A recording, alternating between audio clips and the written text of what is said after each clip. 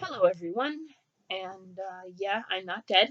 I know I've been very quiet, and I said I was going to try to post more, and not so much. It's been about 3 weeks, but I am trying to. So this is my effort toward that. I'm not dead yet, so I'm going to keep making videos slowly but surely. The video I'm going to do today is one about that time in Rogue Trader because I do want to share this story with you. It's a very fun unfolding narrative, and we're still playing weekly sessions, so I'm way behind at this point, but I'm going to try to play catch up. Last session we were around what was called Gendrup, which was the planet that they went to instead of going to Concordia and investigating the slave trade deal. They went to Gendrup because the Inquisitor told them there was something going on. Turned out it was a false alarm, more or less, and they solved it in like one session basically. But it was fun while it lasted. So what I'm gonna do, because it was kind of a filler session. We didn't have all the players, and we did a lot of it was very action oriented and a lot of very plot oriented. I could give you a play by play, I suppose, but I don't remember it that well. And anyway, I'm gonna. It's already a minute long. Okay, I'm gonna explain what happened during that session and a little bit of the next session, kind of condense it down, and then we can start the when I go on to the next video, explain what happened in Concordia and that whole arc because that was fun. But this was they were still orbiting the planet, and the player who plays the Captain Stern wasn't available that week. She had a family thing to do, and I was just like, okay, well, how are we going to make that work? And then I thought, oh, hey, I have an idea. We'll do the uppity ups, as it were, the people in the space station needed some last minute paperwork, and of course they have to call the captain away for that. And so we had the captain called away because she was unavailable, and she left her microbeads, so they couldn't contact her. Okay, so then something interesting had to happen, and as a GM, it's my responsibility to find something interesting to happen if nothing interesting was going to happen anyway. So, and they couldn't leave warp, so I had to have something interesting come to them. Now, the way I had that happen was I had a ship come in from the warp and send out a mayday signal like, help, help, help, we need help. And of course, the first person they contacted was the station, and of course the station said no. And the reason the station said no is because their ship was infested by demons, and they were like, nope, we don't deal with warp BS here. We don't do it. Like, you're going to have to find someone else to help you. And then I said, well, but there's these rogue traders who are here for some reason. Maybe they'll help. So they contact the ship, and of course, Martin and Howard agree to help because as a GM, I've learned my players well enough that they will help people. Like, if people ask for help, they will usually help. I've been proven wrong on that. But they're generally like, they want to do the right thing. They want to help people. So if I have these people ask for help, I could convince them to go, which is good because there's an understanding between players and GM that if the GM, dangles a plot hook, sometimes as a player you're like, okay, I know this is an obvious plot hook, but I'm going to take it because, to advance the storyline. Like, I'm not sure that's what my character would do, but I'm going to find a way to make my character regret this in some measure just to keep the game going. It's an understanding you have, and to be fair, I don't think it was particularly out of character for Howard or Martin to go and help the random ship that had a demon problem.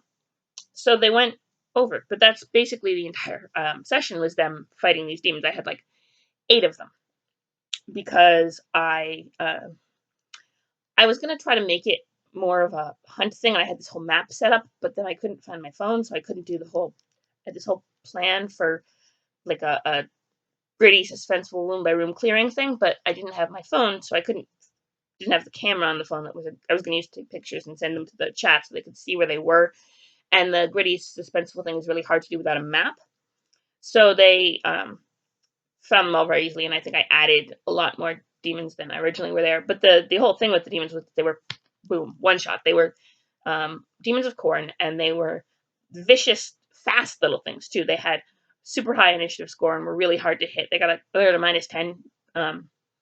The Warhammer mechanics are, anytime you make a roll, you're rolling against your own score, but the DM can oppose modifiers like a +20 or a mod. So if I wanted to say, how well do you charm this person? Okay, your fellowship score. And then the DM can impose, say, a -10 because you're drunk, but a plus 20 because you're really pretty and they find you attractive. And then when you even it all out, it's a plus 10. So something like that. So for uh, bullet shots, it's usually plus 10 if you take the half of the turn to aim instead of moving that turn, because the shot takes half a turn. So if you take half the turn to aim instead of taking half a turn to move, you get a plus 10. Plus 10 for being at close range, and then I think Howdy gets another plus 10 for the bolter because he has a feat. But I put them at a minus 10 to hit because they were so fast. I was like, there's definitely a minus 10 in there. And that's kind of like my way of implementing a high AC based on high dex from, if you want to think of it as more D&D mechanical type thing. So I was like, all right, they're at a minus 10 to hit them with any ranged weapon just because they're so goddamn zippy.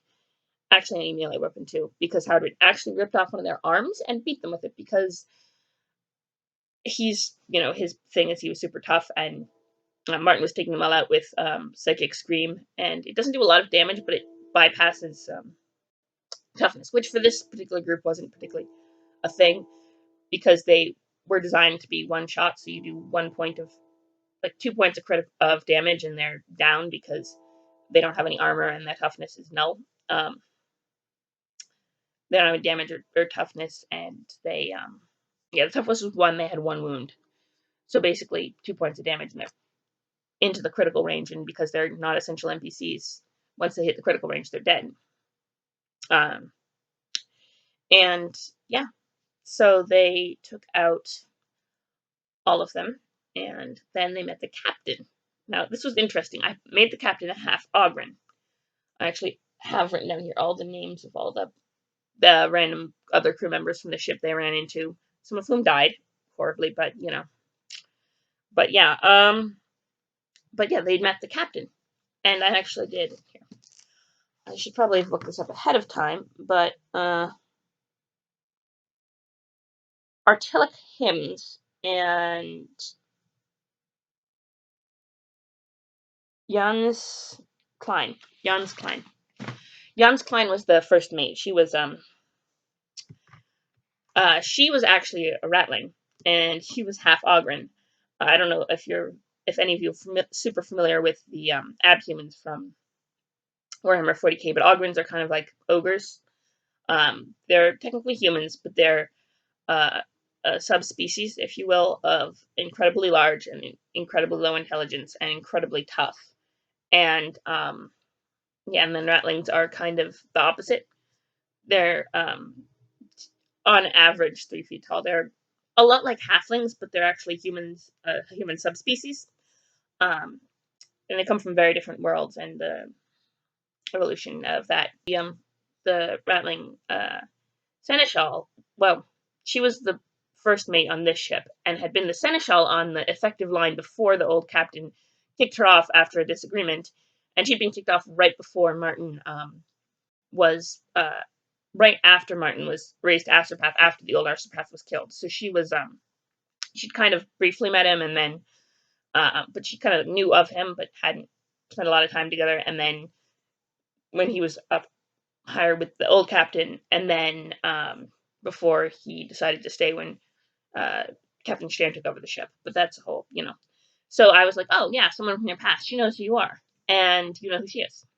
The captain himself was just a half Ogren. He assumed Howdred was a half Ogren. I was like, I kind of wanted to play with that a little bit, so I had him come in and was like, oh, you have the dumb blood, which was in his mind how he referred to his Ogren mother. Like, he loved her, but you have dumb blood, is what he called it. But yeah, he assumed that Howdred was half Ogren, even though Howdred was had a mutation that made him grow very tall instead. But yeah, so that was kind of fun. And actually, this video is getting kind of long, so I'm going to cut it off here and not.